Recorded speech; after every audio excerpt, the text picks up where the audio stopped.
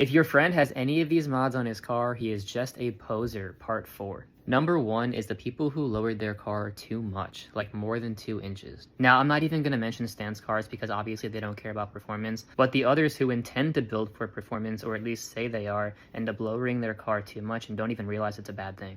And honestly, I don't blame them, because if you try to think about this at a basic level, the lower your center of gravity, the more the car is going to stay planted and the better the car will handle. But the lower you go, the further your center of gravity strays from the roll center, and your camber curves usually change for the worst. Now, I know I just threw some big words out there, so let me know if you want an in-depth video on that. But the sweet spot for lowering your car obviously depends on the car, especially its suspension geometry, but think around 1 to 1.5 inches. Unless you add roll center correction, which almost all you guys are not doing, then you can go lower. Now this leads me into number 2, which is when somebody has more camber in the rear of their car than the front. Now cars do come like this almost all the time from the factory, and that's for safety reasons, because this type of alignment will induce understeer, which is really trying to prevent your car from spinning out. But this is bad for performance driving handling, and also bad for drifting as well. For drifting, you want a lot more front camber than you have in the rear. So the thing is that people will do all this work adding all these suspension parts for performance of their car, but then when they lower the car, their rear camber goes out a lot, and their front camber usually doesn't end up going out as much as the rear, and they'll just leave it like that, thinking that they're making a performance car,